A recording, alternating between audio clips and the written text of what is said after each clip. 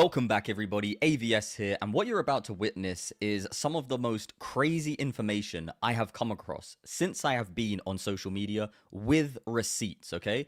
Before I show you all of that footage though, with receipts, backed up by statements from people who apparently have first-hand eyewitnesses, plus footage, I want to show you this footage from the BBC that many are claiming to be propaganda, and it's pretty obvious to me exactly what this is. Take a look.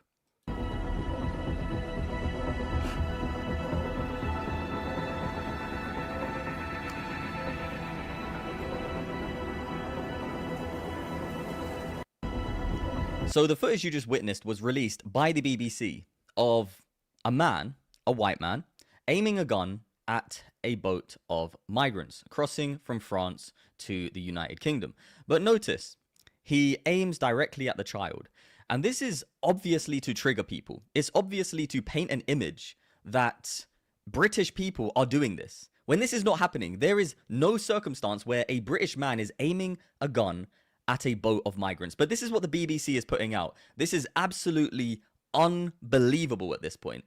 Plus, all of the boats that we witness coming over are normally filled with fighting-aged men.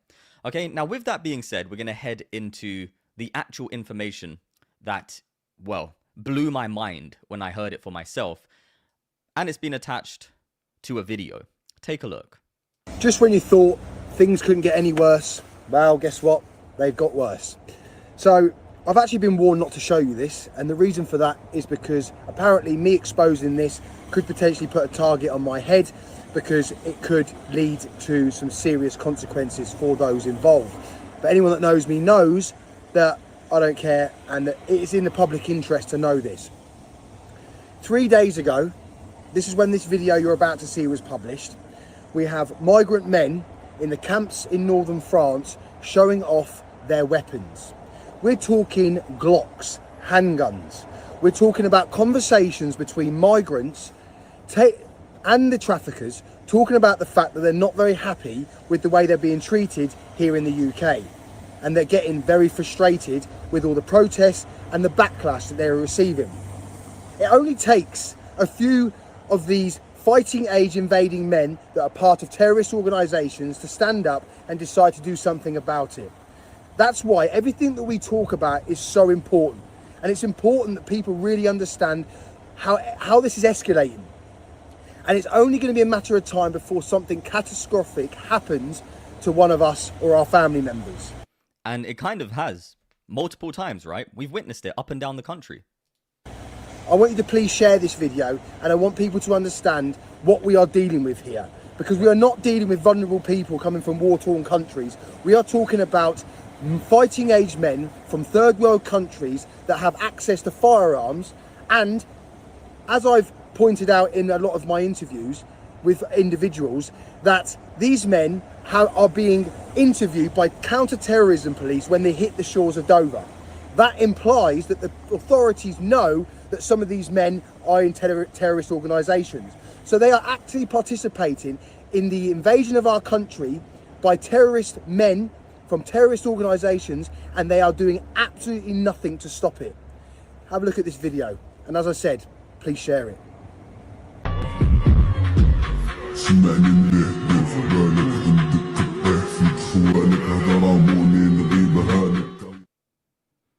So as you can see, this is a migrant camp, and first of all, they don't even know how to put up tents properly. But second of all, they're smoking, they've clearly got resources, and take a look at what he's about to show. Yep. You saw it, right? Let me rewind that after it ends. You see that? These are the people coming over on boats. Now, obviously, not every one of them are doing this, but the point is, some of them are. Some of these people are coming over on the boats with weapons, with bad intentions, with ideological perspectives that go against our very, very way of life. And Tommy Robinson shared this tweet. We've got a lot to go through, by the way, so make sure you're sharing the live, hitting that thumbs up button. But it says here, heavy duty firearms, and now ISIS entering this week under the guise of refugees. No surprises there, right? The evidence is all now in the open, yet will they be detained? Of course not. They'll be bussed across the UK into hotels all paid for by the British taxpayer. And he goes on to say this. What do you think? Do you reckon this is what's coming up next? We've already witnessed it in North London recently, which we'll also be talking about as well. But I want to show you this clip from a audit, and he's doing a great job on the ground, by the way. A great job gathering this first-hand footage for us. But this is shocking. Take a look. Bro, you're about to see 47 people, yeah, that believe in their, that they believe that the age of consent, yeah, is 10, 11 years of age. 1, 2. You know, I'm just saying about the correct channel. 3, 4, 5, 6, 7, 8, 9, 10, 11, 12, 13, 14, Share this information, everybody. 15, Get this out there. 16, 17, 18, 19, 20, This is not normal.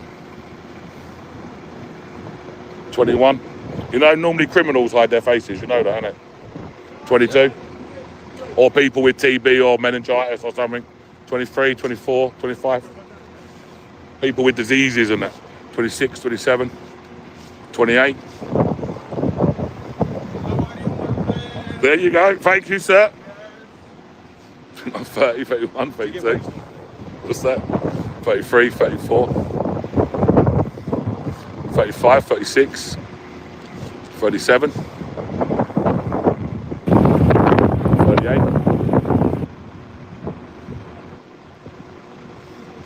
39. 40.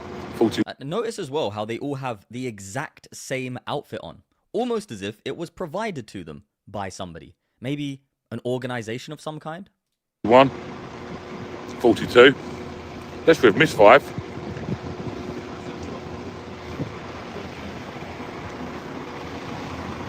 So, ladies and gentlemen, that looks like it's done. But it's meant to be 47. I count it's 42. Yeah, all the same clothes. Loads of women and children, wasn't there? Did you see any women and children come off? I did not. No. Didn't see No. it. All right. Thank you, officers. No worries. Yeah. Nice to meet you. No problem. So did you guys see any women and children? The answer's no, right? But for some reason, the propaganda the BBC keep putting out are British men with sniper rifles and women and children coming over on these boats. But the reality is very, very different, okay? I'm not saying there's never a woman and never a child, but have you seen any? How often does this happen? Now, Nigel Farage is claiming now that there are terrorist sleeper cells in North London. Yeah, you heard that right.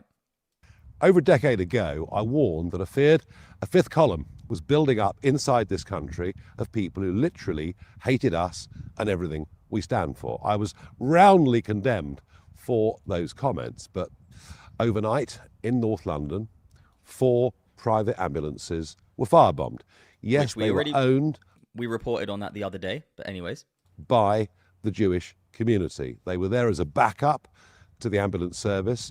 They weren't just for Jewish people, actually. Anybody could ring them up if they were struggling to get an ambulance. And 4 of them have been firebombed and destroyed.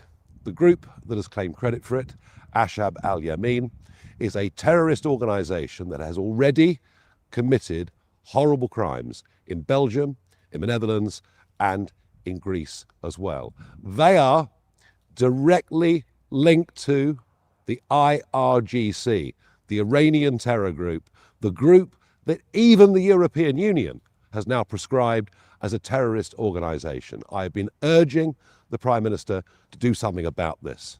Yet what did he do? He said, our thoughts are with the Jewish community. Well, I'm sorry, Prime Minister, your thoughts aren't enough. What I want to hear, what the whole country wants to hear, given we now have a terror cell embedded in North London, what I want to hear is you are prescribing as a terrorist organisation the IRGC, and that we will hunt down those who committed this act overnight and who could be capable of doing much worse. It is time the Prime Minister gave a lead. Just complaining that anti-Semitism has no place in Britain isn't good enough. He needs to do something about it.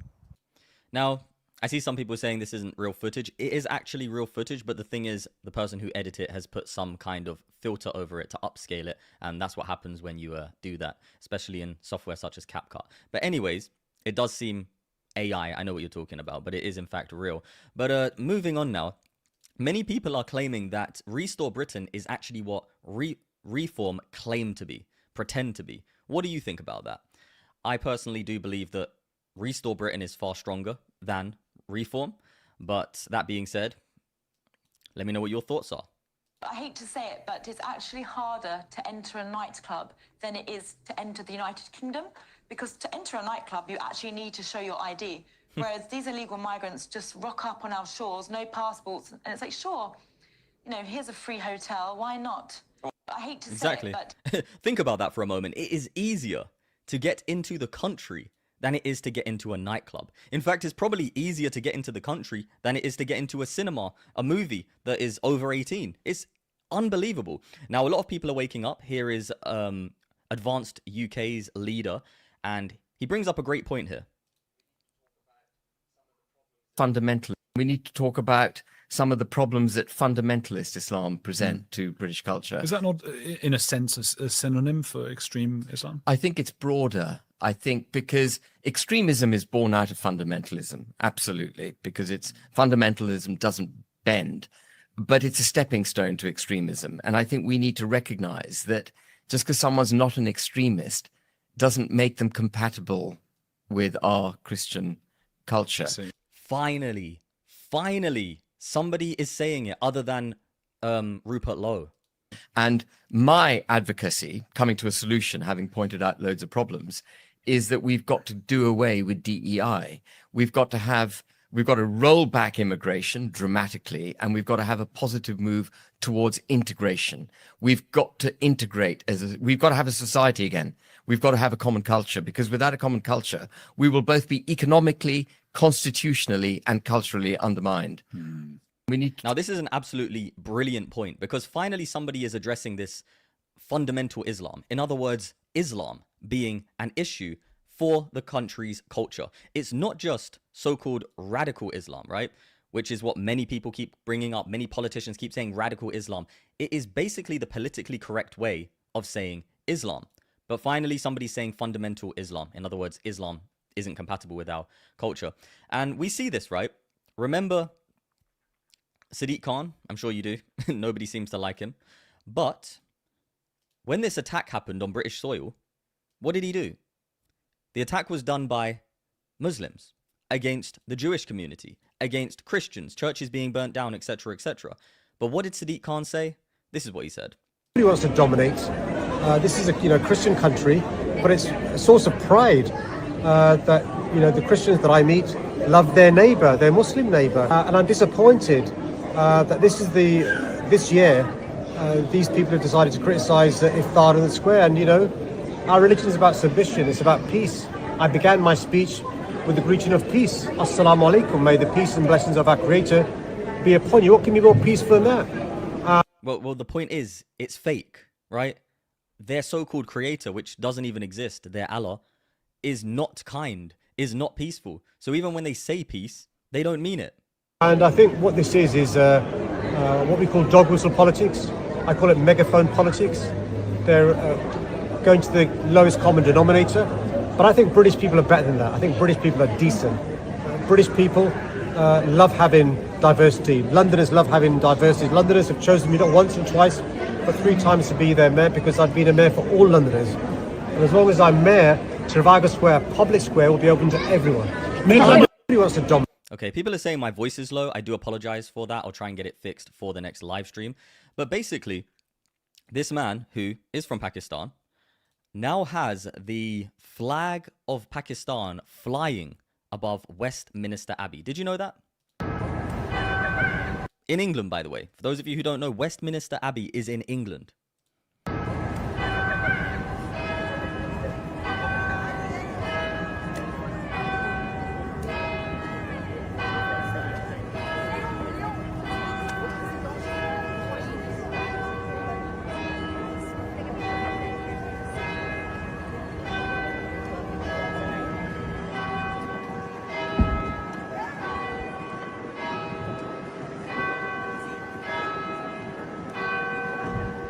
Yeah, this is unbelievably shocking.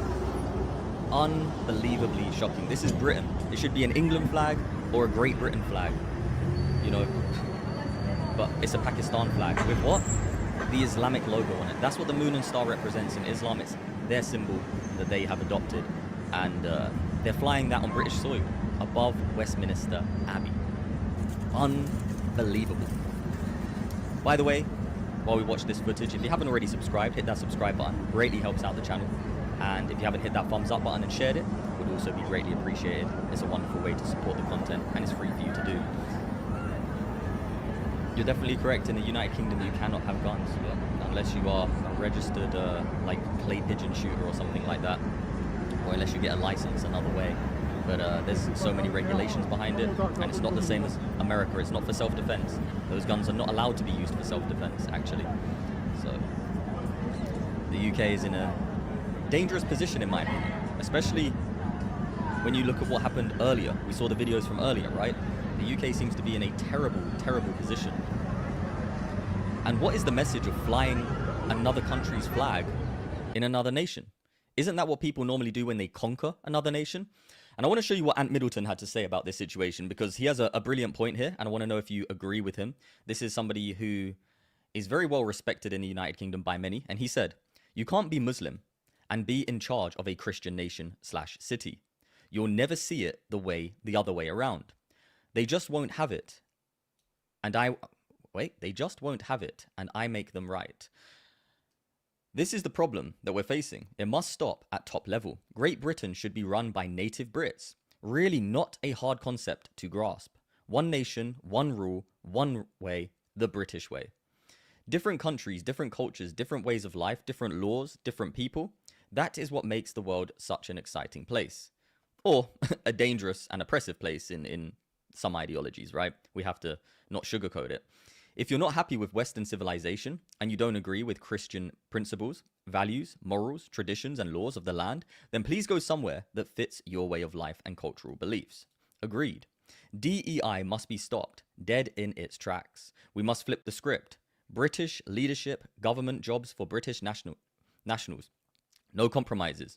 Agreed.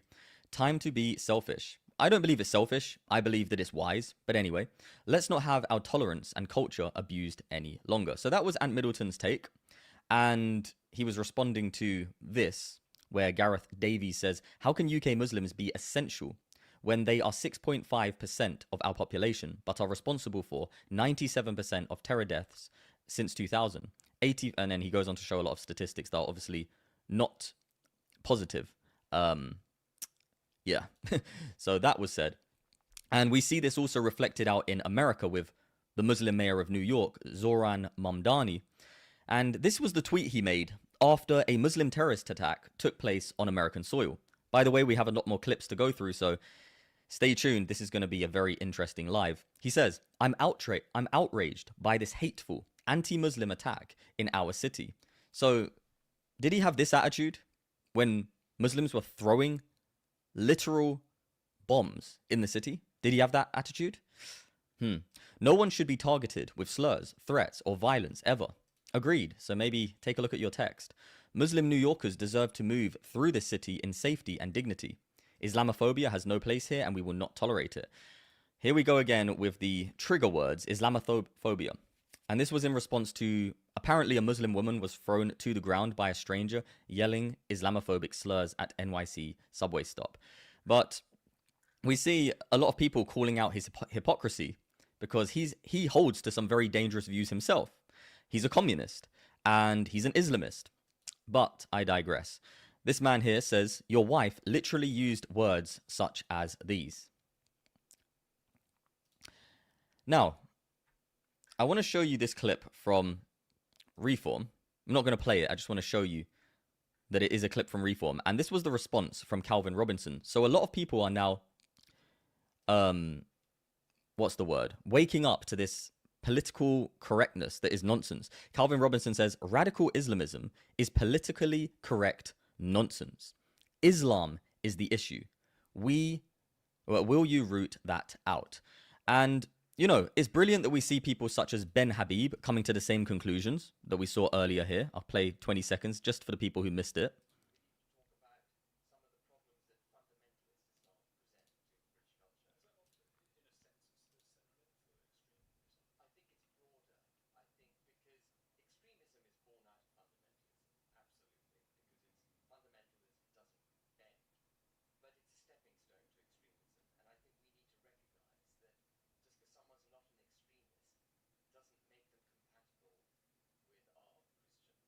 So there you go.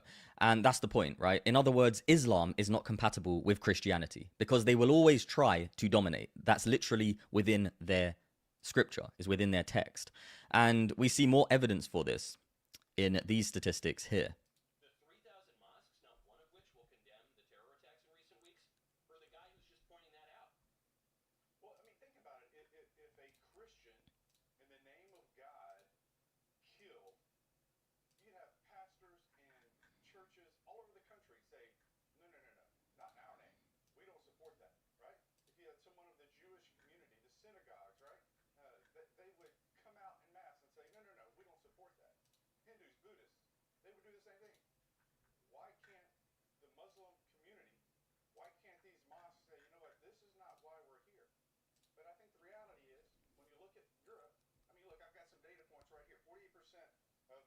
There's no sound, really? There's no sound? Okay, give me a sec. Okay, tell me if there's sound now. I do apologize. The 3,000 mosques, not one of which will condemn the terror attacks in recent weeks, for the guy who's just pointing that out. Well, I mean, think about it. If a Christian, in the name of God... Let me know if the sound is back. You know, there's been crazy attacks on my channel recently. I'm not even joking. People getting auto unsubscribed, me not being able to go live, videos being demonetized, and now no sound when I'm live streaming. What is going on here? Let me try and get this fixed. I do apologize, everybody. I do apologize. Give me one moment, okay?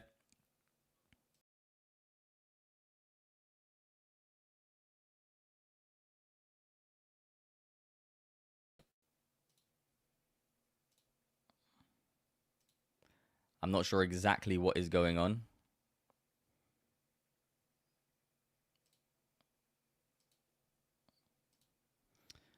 Okay, tell me if you can...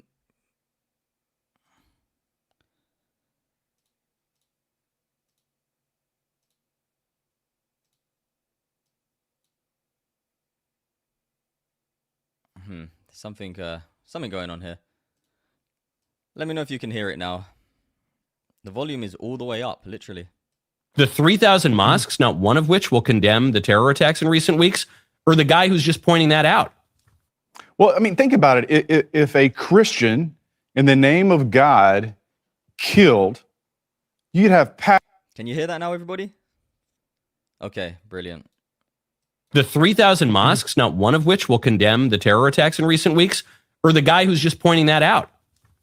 Well, I mean, think about it. If a Christian, in the name of God, killed, you'd have pastors and churches all over the country say, no, not in our name. We don't support that, right? If you had someone of the Jewish community, the synagogues, right, they would come out en masse and say, no, we don't support that. Hindus, Buddhists, they would do the same thing. Why can't the Muslim community, why can't these mosques say, you know what, this is not why we're here? But I think the reality is, when you look at Europe, I mean, look, I've got some data points right here. 48% of crimes in Paris are committed by immigrants, most of them Muslim. You look at London, 40% of sex crimes committed by migrants, most of them Muslim. Rome, 83% of street robberies, migrants, most of them Muslim. I mean, there's a pattern here that's developing in Europe. And look, so we can put our heads in the sand and ignore the data. And by the way, those data points, those aren't mine. That's from the London Police Department. That's from the French Interior Ministry. That's from the Rome Police Department. This is their data. And I'm assuming that the data is sugar-coated, by the way. But even if it's sugar-coated, right, it's damning. And so I'm not going to stand by while Americans are being attacked. And so I'll say this, for all the noise they're making attacking me, the silence of the Muslim community and the silence of the mosques speaks louder than anything that I might say or put on social media. Okay, let me know, everybody, if everything's running well. I just want to say, no matter what goes on my channel, I am not going to quit doing this.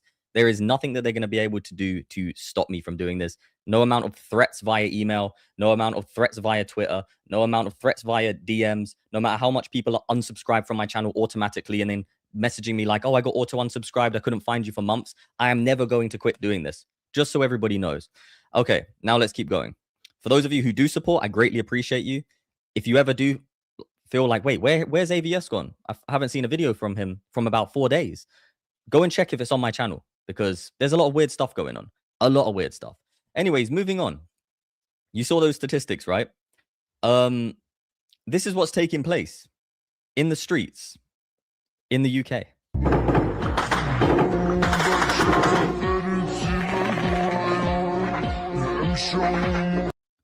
Muslims walking through town centers, masked up, intimidating people. And we're not going to stop sharing this information no matter what. Meanwhile, young British men and women are being arrested for Facebook posts.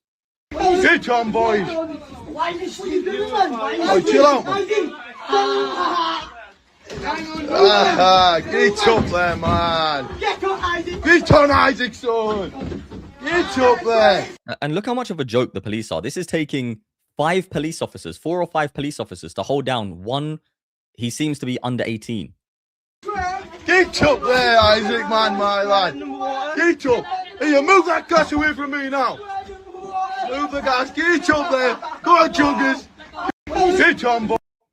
And yeah, I'm pretty aware that I'm aware that this is a possibility. I am definitely aware, trying to cut off my source of income because they don't want this information out there. I'm aware that's possible. But thank you for being here and supporting everybody who does stick by me. Now, while this is taking place, we have Sadiq Khan. This is the one I meant to show you earlier, by the way. After the terrorist attack in North London by Muslims, Sadiq Khan comes out and cries, "Oh, bullies. The people who are pointing out the facts are apparently the bullies. Not the ones who did the terrorist attack. No, the ones pointing it out are apparently the bullies." Unbelievable. And I don't know if you guys want to sit through 3 minutes of listening to this guy. We can if you want, but it's a waste of time. Honestly, he just talks a load of trash for 3 minutes straight. Meanwhile, we have Iranians coming out and saying this, which is very encouraging. I'm Persian. I'm not Muslim. I'm Persian. I'm Persian. I'm Persian. I'm not Muslim. I'm not Muslim. I'm Persian. I'm not Muslim. I'm Persian. I'm Persian. I'm not Muslim. I'm Persian. I'm not Muslim. I am not Muslim. I'm Persian. I'm Persian. I'm not Muslim. I'm Persian. I'm not Muslim. I'm not Muslim. I'm not Muslim. I'm Persian. You're Persian. I'm Persian. I'm Persian. I'm not Muslim. I'm not. You see, a lot of these Persians want you to know that they are not Muslim. Okay, Iranian people who have fled Iran in the past, the ones fleeing Iran now, many of them are actually deceiving, right? We see the mullahs going to America and Canada and Australia and the UK trying to, you know, get here, which is crazy. And we know what their ideology is. But these Iranians, they are not Muslims. They was conquered. We'll get into those statistics later on. Muslim. I'm not Muslim. I'm Persian. I'm not Muslim. So yeah, they want you to know. When you see these people out on the streets with their flag, the Iranian flag with the lion, that is basically them saying, we are Iranian, but we are not Muslim. That's why they put the lion there, because that's their real flag before they was conquered. Meanwhile, do you know in Japan, right? This is unreal. Japan, out of all places. What do you think of when you think about Japan normally, right? I think of, and I'm saying this, you know, in a loving way. It's just real. I imagine anime. I imagine cool buildings. You know, those awesome Japanese looking buildings. I imagine, you know, all of the culture that they have to offer the world, which is beautiful. But now the Islamic community are rebelling against the Japanese government because the Japanese government have called out Islam directly.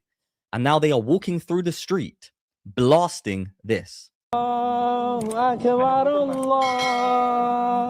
Akbar, Allahu Akbar. La ilaha illallah, Allahu Akbar, Allahu Akbar, walillah. No matter where they go, they behave exactly the same way, always trying to push their culture on everybody else. Ilham, yeah. Manestin, eh? Okay. Allahu Akbar, Allahu Akbar. Das bin ja Barido. Ashhadu Ashhadu Allah Ara ilaha Ina. So yeah, and then they just deceive people into saying different things in Arabic. In fact, the other day, I saw a video where a Muslim walked up to a man, told him to repeat something in Arabic, and then told him, hey, you're Muslim now. And he was like, no, he didn't even mean what he said. And they said, no, you said it. You're a Muslim now. It's just, these people are genuinely insane. It doesn't make any sense. And I want to show you the mentality of your average British Muslim, if that even makes sense, British Muslim. But You know what I mean. Muslims in Britain, this is how they think. I think freedom will be achieved when the Israelis go back to where they were born, which is probably America, Poland. So you see that? That is their attitude. They're in Britain and they're telling the Israeli people to go back to where they come from. You see the hypocrisy here and the irony? You mean leaving the state of Israel? Is that what you mean? You don't believe in the state of Israel? No, I don't. You don't understand why Jewish students might feel uncomfortable by that on campus today? No, I don't. I mean, I understand why they might feel like that, but I don't think that their feelings are valid. And there you go. There's the problem. Imagine if that was said about anybody else. There'd be utter hell to pay. Are these protests on this day, the second anniversary of one of the worst terrorist atrocities this century committed against Israelis, committed against Jews, by an organisation that has said it wants to carry out the same attack day after day? Are these protests, to use the PM's words, un-British because they show, and again I'm quoting, so little respect for others, and that's before some of them decide to start chanting hatred towards Jewish people all over again, end quote. Well, I think there you have an example of it, I'm afraid.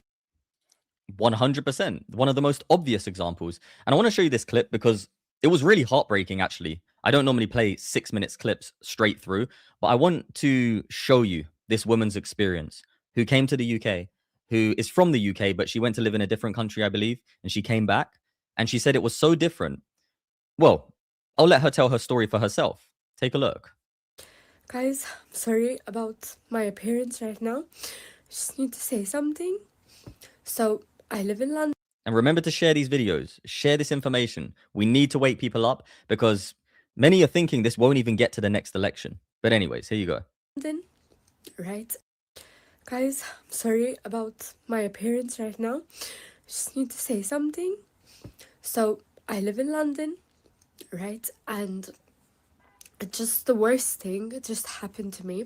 I was going on the bus and I was paying, and this guy behind me, he just pushed me, and I turned to him and I said, excuse me, like, do you mind, could you not push? And he was so angry, he was so mad, so he's saying, oh, I'm not pushing you, and he started calling me all the worst words I have ever heard in my life. Like, he was calling me a slag, he was calling me dirty, and he was calling me, like, the S word, the B word. He was saying that he would, like, stab me. And I don't understand, like, why this is happening. Yesterday, so literally, like, 24 hours apart, this has happened. Yesterday, I was on the bus, and I sat, like, in the seats before, like, the last row. And there were these boys, and they were just, like, talking. They were trying to speak to me, but I was just ignoring them. And then they started filming me, and I could understand because like, I speak Maltese, like, I understand Maltese, and they were talking, like, in Arabic, so I kind of understand. And one of them just, like, and then after they stopped recording, because I realized, I said, like, oh, you think I'm stupid? Like, I can see you're filming me because I can see the reflection through the window of the bus of your phone, and you're recording me. And then they were like, no, I'm not recording you. And I can literally see it. And then they stopped filming me. And then one of them came to sit near me. And I was, like, really scared. And I wanted to get up. And I was just scared. And he was just saying, like, oh, like, what religion are you? And I was like, I said, like, I said what religion I am, and he was telling me, like, oh, you should convert to Islam. Islam will save you. You are dirty without Islam, and Allah. You see how they continually try to push this culture on everyone. Now, this is what we need to think about. I'm going to play the rest of this clip, but because it gets worse. But we really need to think about this. Would you want your mum to go through this? Your sister, your auntie, your female members of your family? And if you're a woman yourself, would you want to go through this? You know, men, we don't have to deal with it as much because, well, we're men. And sadly, these cowards like to go and do this to women more than men because they see you as weaker.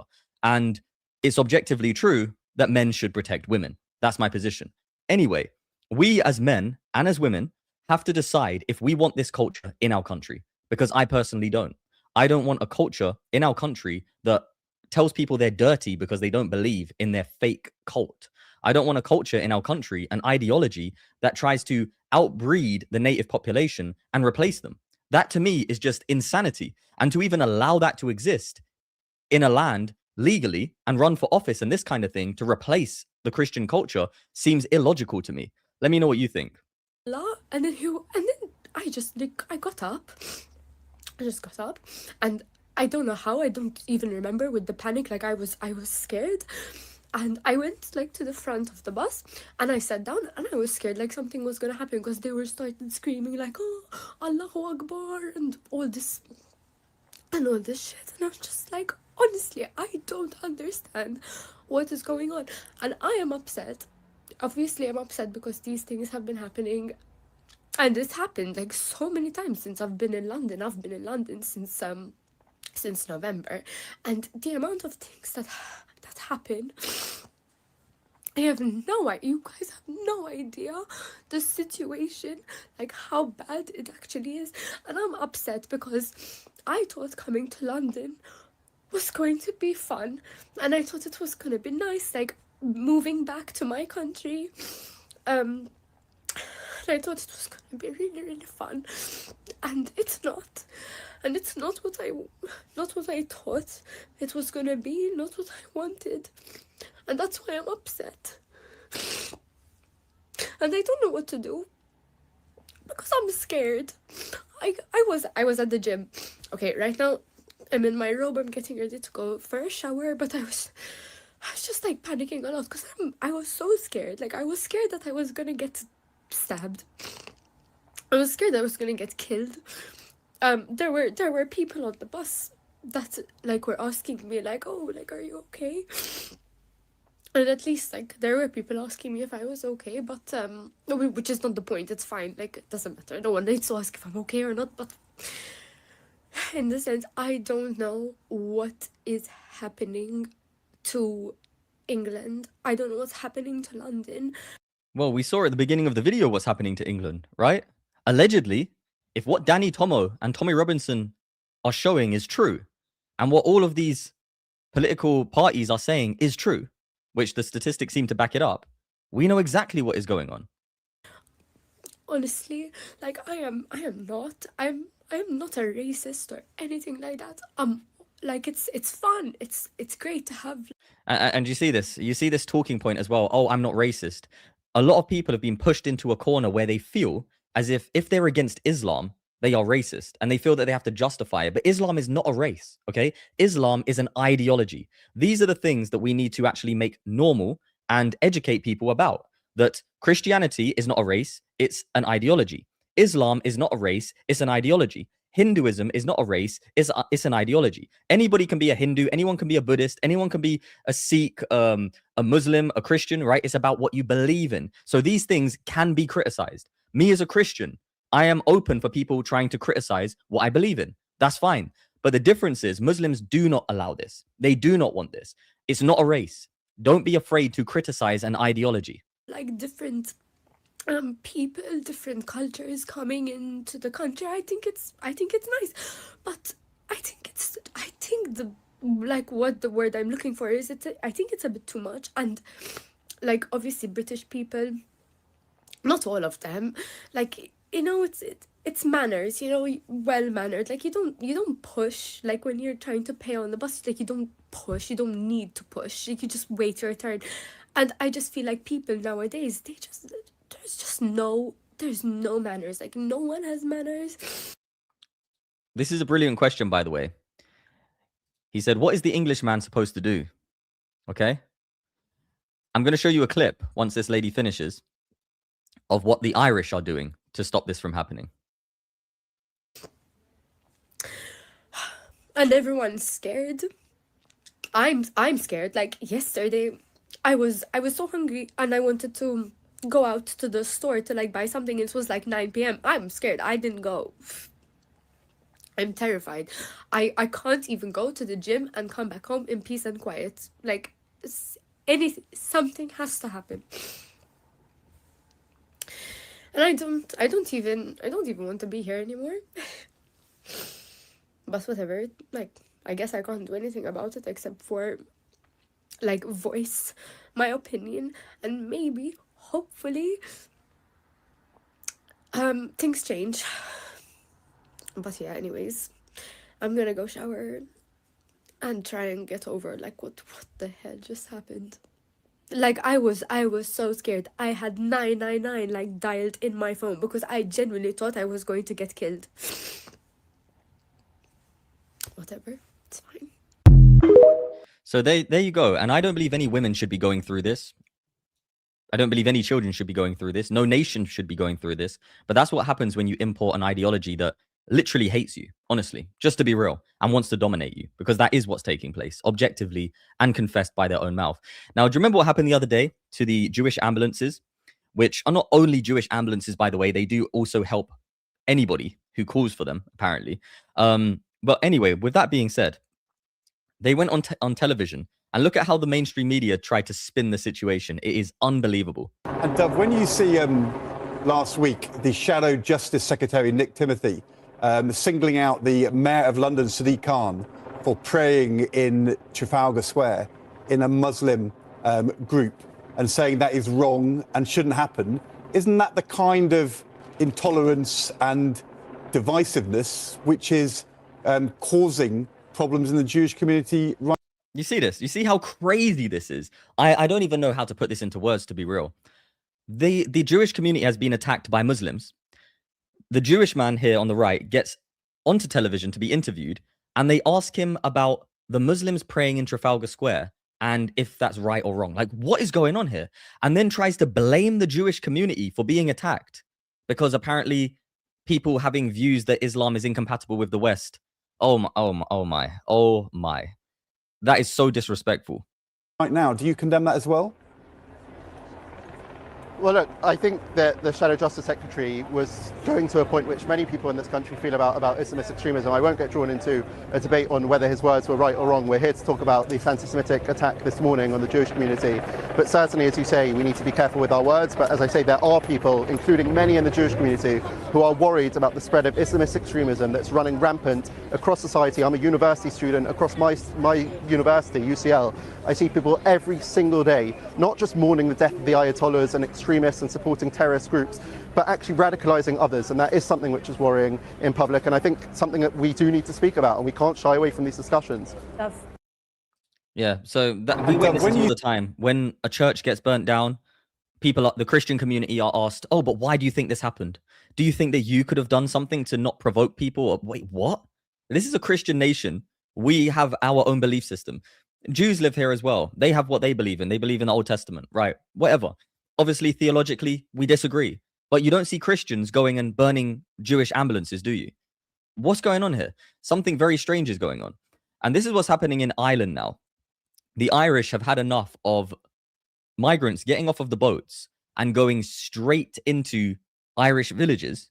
So now they are just standing and blocking the buses.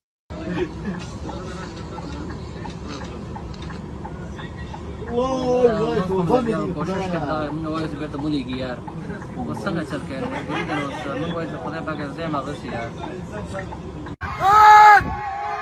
off! Close your ears. Bring the rest of the bridge.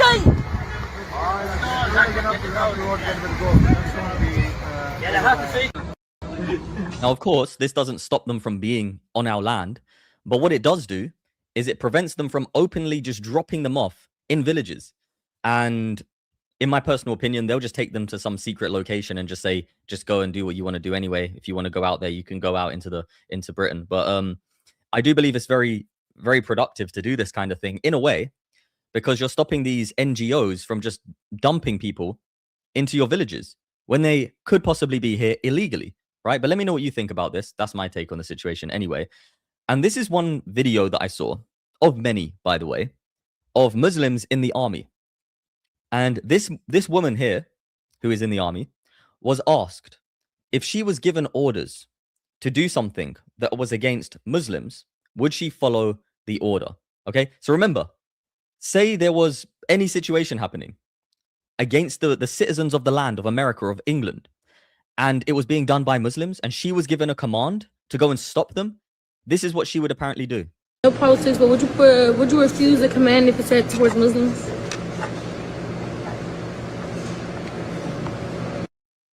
You see that? Let's play it one more time. No politics, but would you refuse a command if it said towards Muslims? There it is. There it is. So their allegiance, their alliance, their loyalty is always Muslims first. So why are these people being allowed into the military if they wouldn't actually defend the citizens of the land over people who believe in an ideology? This seems to be treason to me. This is a traitor. Because if there was a terrorist attack taking place done by Muslims and she was told to go and deal with it, apparently, according to her own confession, she would not follow those commands. Anyway, Americans are starting to push back. Brilliant, brilliant work in Texas, by the way. All right, a lot of people ask me about the Kaufman Muslim compound because I got family out there and I've been talking about it, but something just happened that everyone in Texas needs to know. Well, here's the deal. Residents in Kaufman recently learned, in February, that a new Muslim city was being developed right in their backyard. And according to the locals, the whole thing was being handled quietly. Not a peep. No public push, no major transparency, just a massive proposed Muslim development suddenly appearing. Sound familiar? I got one going up down the street. And then reports surfaced that residents were asking a lot of questions. Even some locals raised concerns that there was an attempt to establish what they described as a Sharia compound, 20,000 Muslims being moved in. That's when things changed. Well, February 9th, Attorney General Ken Paxton announced a formal investigation into this project. Not a vague statement. He didn't make a vague statement. He said, we're not monitoring the situation. No, not monitoring the situation. We're doing an actual investigation, and here's the part that matters. The Daily Caller took note, and they decided to investigate this. And when they did, guess what, y'all, just happened? The proposed Muslim development has been canceled. It is done. They pulled back just like that. It's over. But here's the deal. This is what happens when Texans start paying attention. This is what happens when residents push back. And this is why people need to be speaking up, no matter what. No matter how much they try to silence you, keep on speaking up, keep on exposing what they're trying to do in secret, push back against it as much as you possibly can legally. And, well, we know that the Muslim community in Texas has said that they don't even care. They're still going to try and build it. But at least legally, they're at this point now. The Texas people are pushing back. This is what happens when leadership actually steps in. Because whether you agreed with the project or not, the biggest issue here was secrecy. Texans don't like backroom deals. Do you hear me, City Council? Texans don't like being the last ones to know. And Texans definitely don't like massive Muslim developments appearing without public scrutiny. Because the grassroots is watching now like never before, and people are asking questions now. And quiet deals are getting a lot harder to pull off. So you can try to build it quietly, y'all. But I tell you what, Texans will definitely shut it down louder than we ever have before. So there you go. Texas is pushing back, and this type of action needs to be taken worldwide. When you see them putting up a £5 million mosque in your town, you need to say, no, we don't want that. This is a Christian nation. When they start trying to build Muslim cities and implementing Sharia law, you need to say, no, we don't want that, and make a big noise about it. Because look what's happening now in Aldi. Because I normally love to shop at Aldi.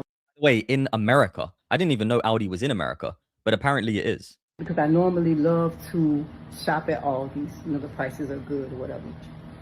And usually when I buy meat from Aldi's, I get this. This is my favorite meat to buy from Aldi's. It's supposed to be organic. I don't know. I need my glasses, but I love this meat. But when I went to Aldi's today, they did not have any. They was out. So, I mean, I wanted to make some tacos. So I got some more. I was looking at the meat. And the other meat, the more 90%, it don't have as much fat. I don't really like this flavor. So I found this. Look at that. Isn't that nice? It says Aldi meat. It says Aldi. This is Aldi meat. Meat from Aldi. And guess what it says on the back? Right in old Central Florida, we got halal, Arab, Muslim, Islamic meat. Right? So they're now selling halal meat in America, in Florida, from Aldi and claiming that it's Aldi. So wait, what is going on there? Islamic meat right in our stores. We say, what's the problem? What's the problem? I'm a Christian. Jesus is king. He is the only God, the only true one God. He's the truth, the way, and the light. Okay? And this meat, halal meat, you see that? Halal meat. Right on my Aldi hamburger that I'm finna get to my dogs, because it's perfect for my dogs. I won't eat this. Let's see what halal meat is. Halal meat comes from animals slaughtered and processed according to Islamic Sharia law. In my Central Florida, I didn't go to no Muslim store. They didn't warn me some of this meat has been where a Muslim invokes Allah's name during a swift cut to the neck. So I'm not being forced, right? Because I'm not going to eat it. I don't want no meat that was sacrificed for Allah. And by the way, they do not stun the animals. It's very cruel, halal slaughter. I don't want no meat that was cut while it was alive and drained the blood in worship to Allah, who I believe best of deceivers, and Allah is the best of deceivers.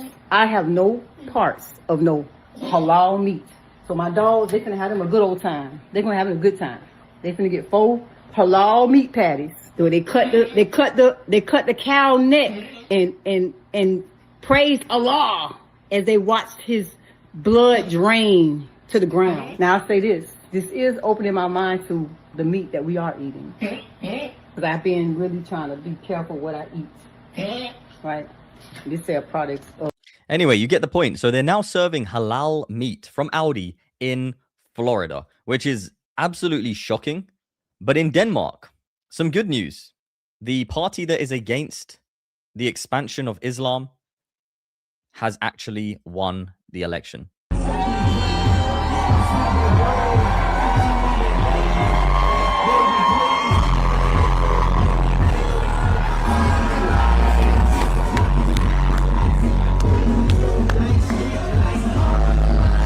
So yeah, some good news there. And we also have many places all across the world chanting the exact same thing.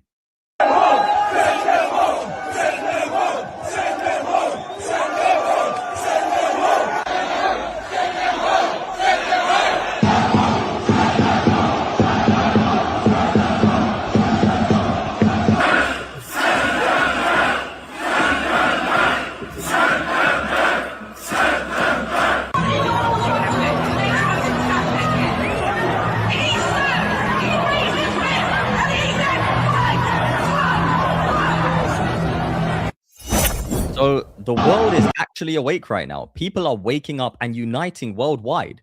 And that is why you are important. You, the person watching this video, you are extremely important. I think a lot of people underestimate themselves. You can share this information. You can talk to people about this. You can open up your own channel and start speaking about it. Everybody has a voice, and we need to unite on this issue because, you know, it's not just for entertainment purposes. This is real. This is about the future of humanity. Really, it is.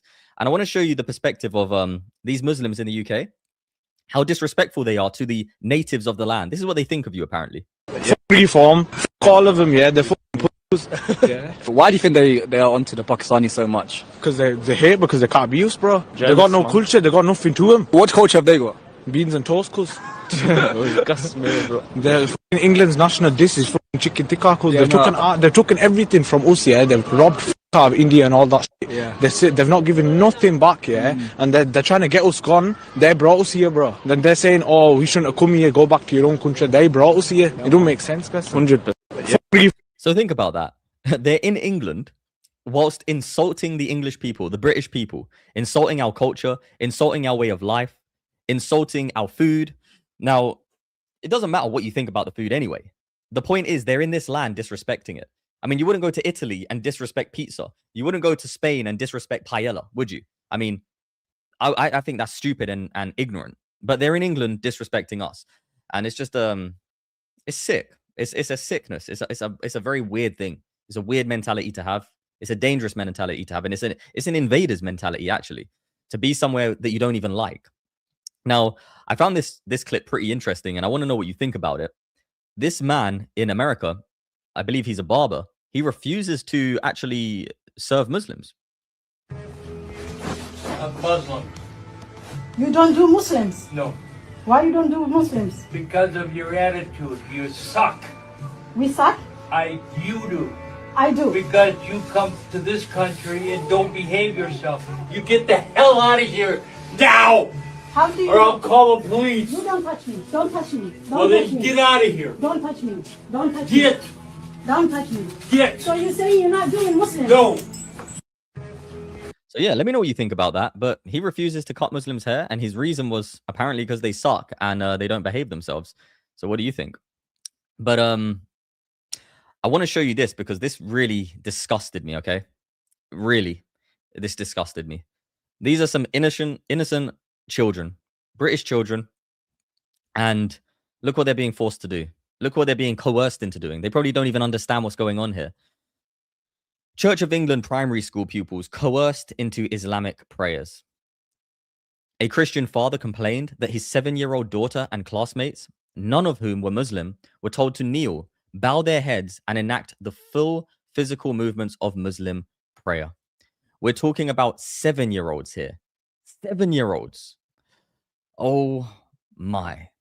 But no Christian of any age should ever be forced to pray in this way against their will. This is absolutely warped and infuriating. Necessary action must be taken and any other such instances outlawed. Agreed. This is a Christian nation.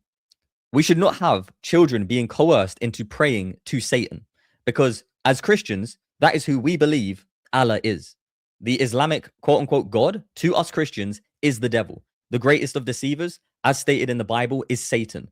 The one who rejects that Jesus Christ is the Son of God is Satan. The one who denies historical facts about the crucifixion is Satan. He doesn't want that to be a known thing. And now we have people who believe in that ideology manipulating our children into bowing to their false God. Whether you're an agnostic, an atheist, whatever your religion is, you should be disgusted by this. You should realize the sickness and the deception in this and the disrespect in this. And it shouldn't be allowed. It should not be allowed. It is absolutely vile. And thank you, by the way, Ashley, for the 37 months membership. And you said, they have a lot of halal food at Maya. I live in Indiana, and I literally threw away a whole chicken when I saw the logo. Yeah, it's absolutely disgusting that this is going on right now. Absolutely disgusting. But yeah, let me know what you think about this situation in a Church of England school. I mean, we shouldn't really be surprised at any behavior from the Church of England at this point, because we've seen the way that the Church of England has been infiltrated by Antichrist doctrine continually. But that being said, this is way too far. Absolutely ridiculous. Just in some brief news here, the Treasurer of Advance UK, Edward Oakenfold, has left and joined Restore Britain. This is brilliant news. Welcome. So yeah, people are leaving Advance UK, joining Restore. I heard that there were some Reform members who also left and joined Restore, but that's taking place. We also have people such as Jada Franson. Some love her, some don't, but she is a Christian. Apparently, she does believe in the Lord Jesus Christ. And she put this tweet out: I'm Protestant, and I agree. United in Christ. And she's responding to this man, Humble Flow, who says, I'm Roman Catholic. I don't care if you're Orthodox, Protestant, or whatever else. None of that matters right now. Evil attacks us every single day. The last thing we should be doing is fighting each other. We need to stand together, united in Christ. Now, of course, there are fundamental doctrinal differences between Catholics, Orthodox, and Protestant. But what do you think about this unification as a people who at least agree that Jesus Christ was crucified, is the Son of God, died, and rose from the dead? I believe that uniting for the sake of the safety of a land is a wise thing to do. And doctrinal issues can be debated and discussed peacefully amongst Christians, you know, whilst we unite on bigger issues regarding experiential states. Salvation issues and those kind of things, spiritual things, they can be debated. And of course, they're extremely important, if not more important at times. But we're living in a world where people are literally breaking into our lands and trying to destroy our very way of life. I think that being divided is very unwise. Yeah, let me know what you think about that. Anyways, always remember, Jesus wins, Satan loses, we celebrate. Hallelujah. Yeah. And by the way, I want to make this very clear before some weirdo tries to twist what I'm saying. I'm not saying that Catholics, Orthodox, and Protestants should not talk about doctrine and should just unite on a, you know, this kind of basis where we would just agree to just be like, okay, everyone just do their own thing. No, spiritual matters and doctrine should still be debated. It's very important. Salvation issues are very important. But anyway, let's keep going. I want to quickly remind you of this clip from Charlie Kirk. The question is macro Islam compatible with Western values? Macro.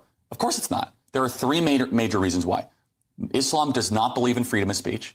Islam does not believe in freedom of religion. And Islam does not believe in separation of mosque and state. Those three things are antithetical to the West.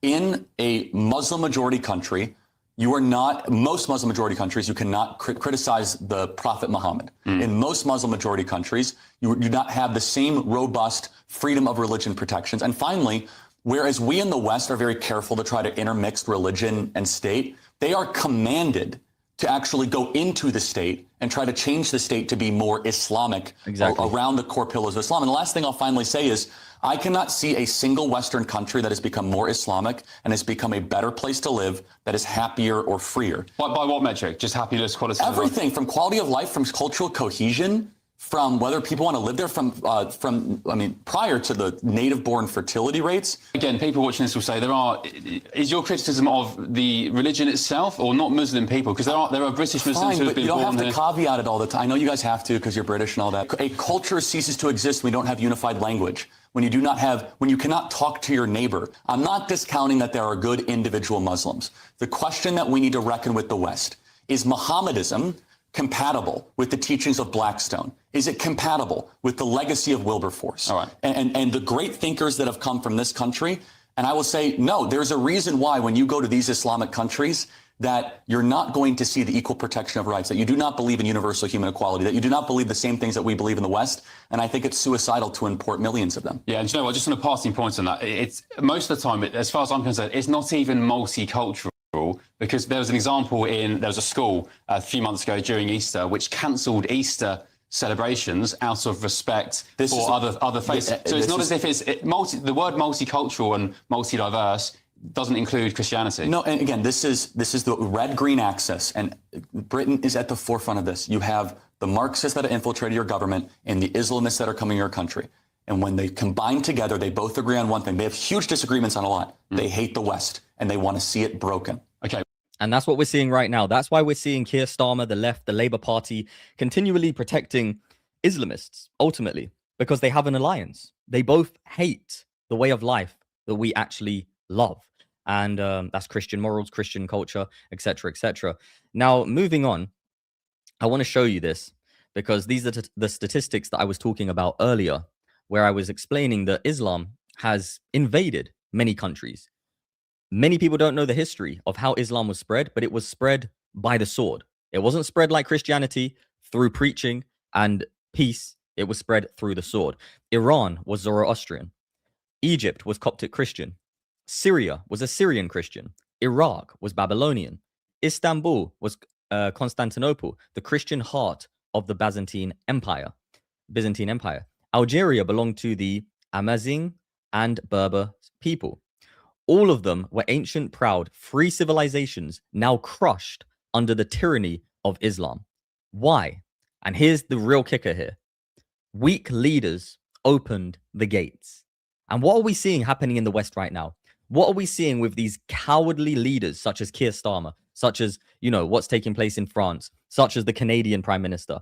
What are we seeing? The gates being opened. Or when it comes to Britain, the shores being opened. The channel being opened, right? Floods of these people coming in who don't like us, who hate us, hate our very way of life, hate our culture, hate our beliefs, hate Jesus Christ. Now they are focused on Texas and Europe. Are we going to stop them or we will be next? So yeah, what do you think about this? Because these are facts, by the way. These are 100% facts. All of these countries were invaded by Islam. And the reasons why were because of either just complete barbaric behavior from them or weak leaders opening the gates to these barbarians who then infiltrated as wolves amongst men and devoured the cities from the insides. And We also have this man, Sheepdog, saying the following: Islamophobia is a made-up word. We are not scared of Islamists, right? And this is such a gaslighting term, Islamophobia. Honestly, it's embarrassing. We are not afraid of Islamists. We're not afraid of Muslims. In fact, this man goes to say, take away their protections, and we'll see just how scared of Islamists Americans really are. And this is what we see across Europe as well. Like, there seems to be a two-tier system when it comes to how money is distributed, how quote unquote religions are protected. Anyway, he goes on to say, go ahead, do it, repeal their protections and let us off our leash. We'll see who's really scared. They'll be Americophobic in a heartbeat and they will leave this nation. We don't need people coming here and threatening to take over our government and our way of life. This is not Iran. Right. And this is what we continually see, right? We see people continually throwing around this term Islamophobic when anybody points out anything about Muhammad being immoral, like this, right? Like, what is this? What is this here, by the way? Like, can a Muslim explain this to me? Is there any Muslims in the chat who wants to try and explain what their false prophet was doing here? What's going on with this? This is a Sahih hadith, by the way. Everyone watching right now, this is Sahih, meaning authentic, meaning Muslims accept this as true. What was Muhammad doing? Okay, we don't follow this guy. We don't believe in this guy. And yeah, unbelievable, right? Absolutely unbelievable. Now, something strange happened in America. Trump apparently had this to say about Iran recently. Thank you, by the way, Chosen Sis. And yeah, if you do want to check out my second channel, if you're purely interested in Christianity and not the news, really, you can go over to my second channel, AVS Talks, for Bible studies talks and that kind of thing. Thank you so much, Chosen Sis. I greatly appreciate the financial support as well. So this is what Trump had to say. Because they're going to make a deal. They're going to make a deal. They did something yesterday that was amazing, actually. They gave us a present, and the present arrived today. And it was a very big present worth a tremendous amount of money. And I'm not going to tell you what that present is, but it was a very significant prize. And they gave it to us, and they said they were going to give it. So that meant one thing to me: we're dealing with the right people. No, it wasn't nuclear related. It was oil and gas related, and it was a very nice thing they did. But what it showed me is that we're dealing with the right people. Because, you know, you don't know, because the leadership was killed, all gone. Khomeini, all gone, as the expression goes. The past Now, do you think this is true? supreme leader. And then the new supreme leader was racked up, at a minimum racked up pretty good, and everyone else was gone. And then many of the people in the third tier, because they're going to make a deal. They're going to make a deal. They did something yesterday that was amazing, actually. They gave us a present. Now, the reason I'm showing you this is because I find this very suspicious, right? Whether you love Trump or not, this is irrelevant. This is not about politics. This is just about facts. I find this very suspicious because right now the Islamic State is still in control of Iran, but Trump has accepted a quote-unquote present from them. So either there is something very strategic going on here, or something very bad and deceptive is going on. I don't know if you saw all of those clips going around recently of sightings in the sky over America, unexplainable things, and then military members saying that they look like missiles.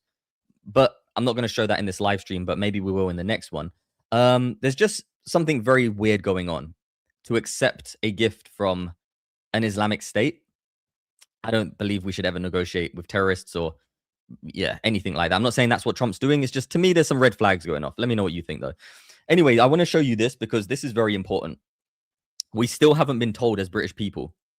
We have not been told about the following. Rupert Lowe says, I want to know exactly how many Palestinian migrants were flown into Britain for NHS treatment. For those of you who don't know, during that situation in Palestine, the Palestinians came to the UK for treatment. Yeah, and we still haven't gotten an answer for this. I have again formally questioned the Department of Health on the current number, cost and impact on British patients. Separately, I've asked the Home Office, what is the current immigration status of those who have been imported into the country? How many have been granted asylum? How many are now on benefits? How many family members have arrived? Yeah, so I think he's going to get into the statistics here. The BBC previously reported that according to the World Health Organization, 10 children were medically evacuated along with 50 companions. 50 companions for 10 children. Madness. So 10 children came over from Palestine to the UK, and 50 people got to accompany them. Not one parent per child. No, 50. So basically, entire families were imported into the UK who most likely believe in the ideology of Palestine, which is what they call themselves, right? Which is what Hamas believe in. And that is to completely destroy the Western world. That England and America are apparently Satan. It's mad. That was months ago. What is the number now? They hope we've all forgotten about it. Not happening. Restore Britain's position is very clear on this. We should not accept a single refugee or asylum seeker from Gaza, not one. Do you agree with Rupert Lowe here? I certainly do. I don't believe we should be welcoming people into our country who actually hate our way of life, hate Christianity, and, well, subscribe to an ideology that is clearly very, very destructive. Sky News, once again, being exposed on Twitter. Former Prime Minister Scott Morrison says he has been gobsmacked by the extent Australia has gone to in order to avoid properly assisting the US in the Iran conflict. And this is what I believe also. Harris Sultan has a great point here. He says, it's not because I've been saying it for years. Politicians are scared of their Muslim voters. A large Muslim population is not just a risk to our social fabric, but also to national security. This is exactly why I believe these people are not doing what they're supposed to be doing, because they are afraid of their Muslim voters. It's why Labour behave the way that they do. It's why all of these left-wing parties behave the way that they do. And when it gets to a certain point, when the population is too high of people who believe in something that is contrary to your very way of life, it does become a national security risk. And that is just a fact. It's nothing to debate about. That's a guaranteed fact. You know, we see stories like this continually coming out up and down the United Kingdom. This is a 78-year-old man right here, okay? 78-year-old man. Disgusting. A 78-year-old man was attacked by 4 Muslims on a Friday night walking his dog past a mosque in Dundee. He was told not to walk his dog near the mosque during Eid when the youths attacked him. How much longer are we going to put up with this? Absolutely horrific. We're seeing stories like this come out far too frequently of pressure being put on British people regarding our culture, regarding dogs. We love dogs. We love pets. We love animals. It's something that has always been ingrained in our culture as Europeans, not only British people, but Europeans, the Spanish, the French, the Italians. We love animals.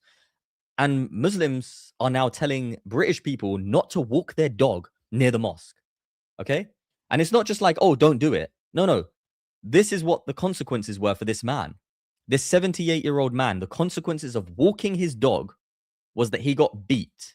That he got... I hope the dog didn't get hurt. That wasn't mentioned in the report. But it's when is something going to happen legally to prevent this from even being possible? Okay? When is the ideology itself going to be examined, put under scrutiny legally, and limited? Okay? Because that is the only solution. I'm telling you, the only solution to this issue is that the ideology that advocates for such atrocities as this is put under the microscope and legally limited. Any other solution is not going to work. None. But anyway, take a look at this. What does it mean for Islam to take over? What does it mean for Islam to control the society? It means the end of the most successful project in human history, and that is the Western civilization. Your way of life will end if Islam keeps expanding. This is not against Muslims. Muslims are as victims as everyone else. Yes. And what he means by that, by the way, because I was thinking, wait, what does he mean by that? But when you know the context of how this man understands Islam, he's basically saying that Muslims are victims of their own ideology, okay? That ideology has basically brainwashed them and made them victims. He's not saying that, what people might assume by that statement, just to be clear. A Muslim has been oppressed by an ideology, deceived by an ideology, to the point where they've become what they are now. That's his point. This is not against Muslims. Muslims are as victims as everyone else when it comes to Islam. women who, for example, this lady that she's running for Congress with the hijab. Yeah. I am anti-hijab, okay? I say it. I don't care. I'm anti-hijab. You know why? Because this piece of cloth, it has absolutely nothing to do with modesty. If it has anything to do with modesty, then a 95 years old lady who, I'm sorry, she does, it's just like, no one is going to sexually try to desire that lady, right? That grandma, but she wears hijab. Why? Now listen to what he says about the time of Muhammad, because it's very interesting about to debunk when it's to do with modesty. It's nothing to do with modesty. It's to do with oppression. Take a look. I thought it was for preventing, provoking desires that are not allowed. No, the hijab is a political symbol. Since the beginning of Islam, when Muhammad ordered or commanded hijab, at the same time, and pay attention to this, this is just, oh my goodness, slaves, women slave, the concubines, were not allowed to cover their breasts or their hair. They had to walk half naked on the streets, in the markets, and Muhammad's companion Umar ibn al-Khattab, when he saw a concubine, a slave, covering her breast, he hit her. You see this? So you can use this here as a guaranteed argument to debunk the quote-unquote modesty argument that Muslims always put out there. If it was really to have women as modest as they possibly could be and to prevent men from lusting after them, then why did Muhammad command that slaves and prostitutes would not be allowed to cover? Right? Are men just suddenly not going to lust after those types of women? Or maybe logically, the logic doesn't follow, right? And it's nothing to do with modesty at all, which is obviously the truth. It's to do with oppression. It's to do with control. He physically hurt her. Why? Because it's not legal for a slave to cover her breasts. But only Muslim women are to cover their hair. Why? Because it's a political symbol. It has absolutely nothing to do with modesty. So now you have the call to prayer, a political symbol, on the streets of New York, disturbing everyone at 5 in the morning.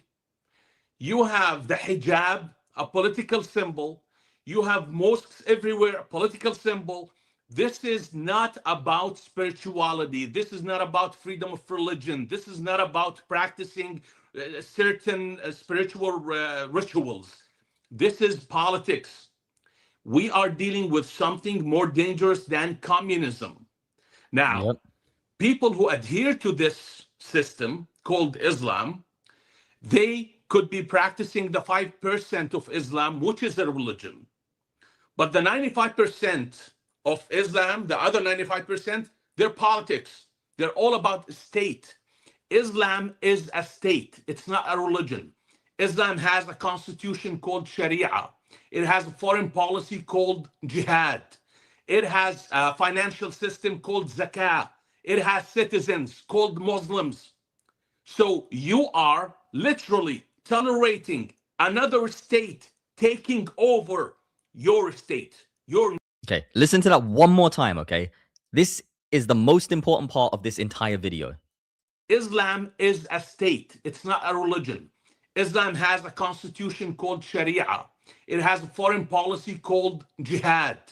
It has a financial system called zakah. It has citizens called Muslims.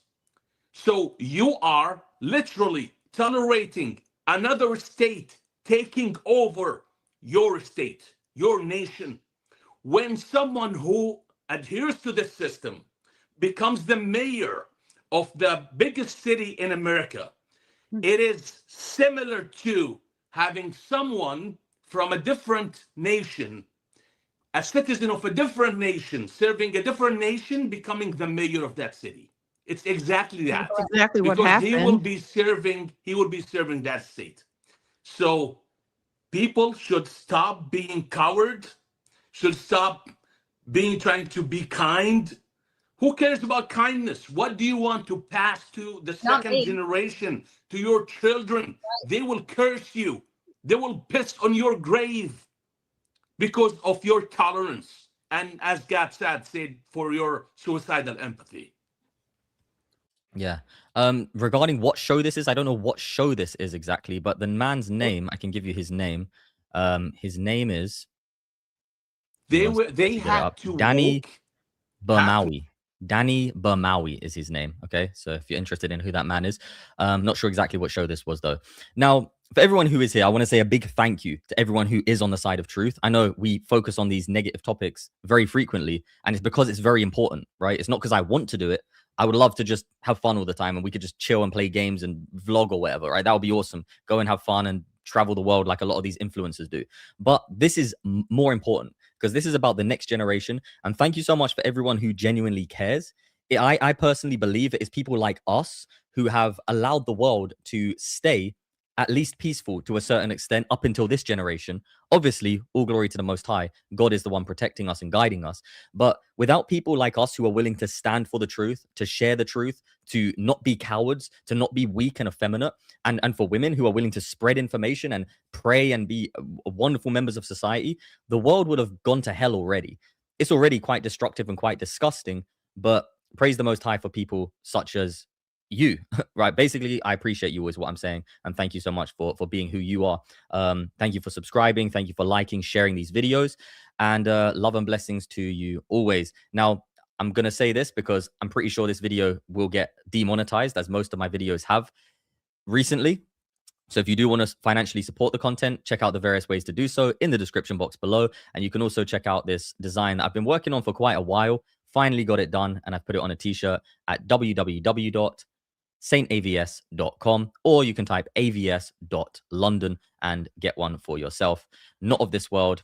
And yeah, hope you all have an absolutely beautiful day. Remember to rejoice always. Don't be depressed about this situation. Just know that we already have the victory. Share the information and never be a coward. And I'll see you on the next one. Shalom.